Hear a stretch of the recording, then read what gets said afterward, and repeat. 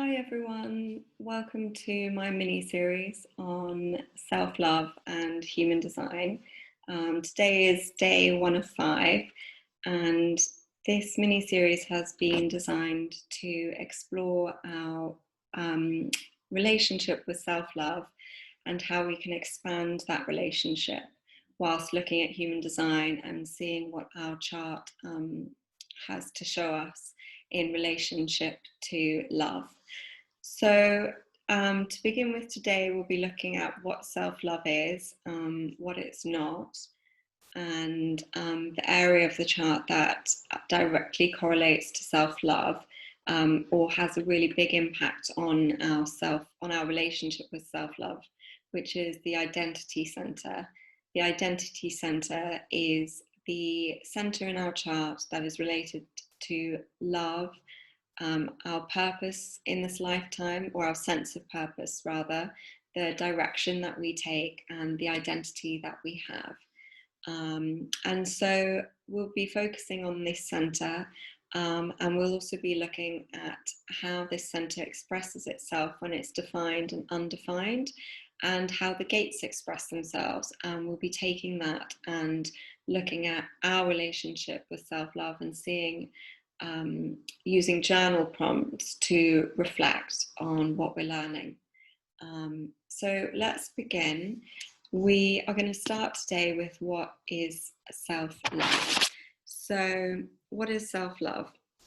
So sometimes self-love can, depending on maybe how you've grown up, or perhaps what you read in the media, or perhaps the people that you spend time with, sometimes self-love can be mistaken for being egotistical or narcissistic. It can also be seen, I think it can be thrown around quite a lot as a quick fix, so something that requires instant self-gratification in order to feel self-love.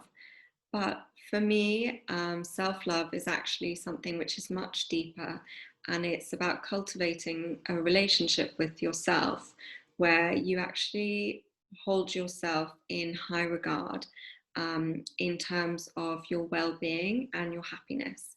And in order to achieve this feeling, our relationship with ourselves, and our understanding of our relationship with self-love requires thought and work. So for me, self-love is acceptance of ourselves, and it is about taking care of ourselves. Sometimes this can mean establishing, loving boundaries and saying no instead of people pleasing, in order to attend to your needs, as opposed to maybe other people's needs. It's about putting yourself first so that you fill your own cup up. Really, for me, it is about loving and accepting yourself for who you are, and having compassion for yourself, compassion in your strengths, and also compassion in what you perceive as perhaps elements of you that you don't see as strengths. So, like I mentioned before, self-love isn't something that's instant, and I see self-love as a journey. It's a practice for many of us, and something that enables us to understand ourselves more deeply. For many of us, love and how we feel about ourselves is like a filter. So when we love ourselves, it's almost like we have rose tinted glasses on, so we see the world and our relationships in a much more positive light, because we're coming from a place that is full of love. But the stories that we tell are very different when we have a low level of self-love for ourselves. And so that, for me, is why I think it's a really important aspect to work on, because when we work on ourselves and our self-love, our relationship with the rest of the world, the people in it, the things that we decide to do, the stories that we tell vastly improve. And then obviously that also has a ripple effect into the relationships with those around you and those that you interact with. So why is self-love important? So it's a key part of us that enables us to operate at a higher level. It determines the story that we tell ourselves and others, so those around us, and it determines the direction that we take in life. And how we see ourselves is very connected to our love for ourselves.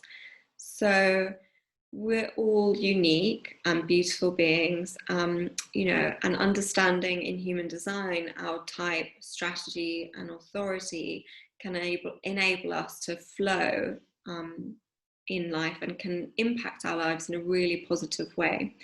But understanding our connection to our identity and our love for ourselves is another way in which we can experience a layer of ourselves and how we operate in this world.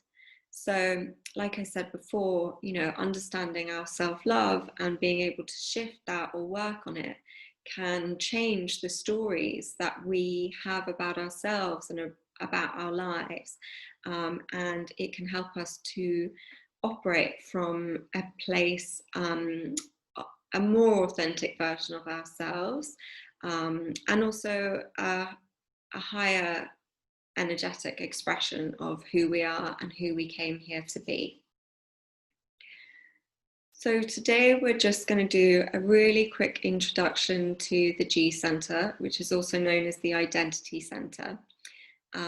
If you go back a couple of slides, you will see, if you look on your chart, it is this center on your chart. And if you have this colored in, it means that you have it defined. And if it's not colored in, it means that you have it undefined or open. So the G Center is the home to our identity, love, direction in our life, and our sense of purpose. And it is where our self-love lives. Our G Center is almost like a GPS within us, in that it directs us in who we are and where we go. And Ra Uru Hu, the founder of Human Design, believed that within the Identity Center, or the G Center, resided the magnetic monopole, which is almost like the home of our soul. So this center creates consistent connection to our soul, and obviously having, you know, an improved level of self-love is amazing for us in this lifetime. Many forms of love come from the G Center, and so it's an important center to explore in order to expand our connection and our understanding of self-love. So that's why we'll be looking at the gates that come out of the G Center, as well as whether the center is defined or undefined for us. Why is it important? Well, on a technical level, the stories that we tell we wire ourselves according to the stories that we tell. So we have neurotransmitters. So when we say or think something, those neurotransmitters stimulate energies, and some of these energies are emotional. And so this whole connection, when we think something, it creates an emotional experience. So our thoughts basically determine the experience that we will have. It's almost like the thoughts choose the lens that we put on top of the experience that we're going to have. So for example, if it rains and you wake up and you think, oh gosh, it's raining today, it's not really a nice day, it's going to be a bit of a rubbish day. Having that mentality can then mean that perhaps the rest of your day is not going to be great because you've predetermined through your thoughts that it's going to be a bad day, for example. So, like I said, of course, how we feel has a direct impact on our experience.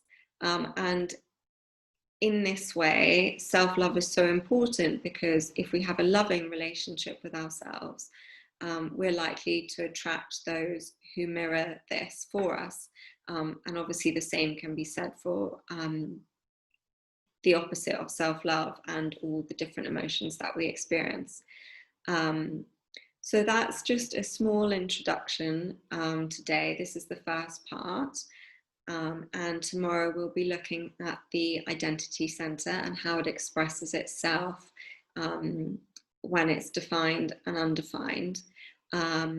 So in your email today, you'll find some journal prompts that will begin to connect you to your relationship with self-love. So I would love it if you want to, if you feel called to share anything that has come up for you in the comments of this video, and then I'll be available to chat about that. And it would be great to see you know, what people think about the video and their thoughts on self-love, or if it brings up anything for you and you'd like to talk about it, please feel free to reach out to me. And then tomorrow I'll be uploading the next step of the series. So thank you for watching, and I'm really looking forward to tomorrow.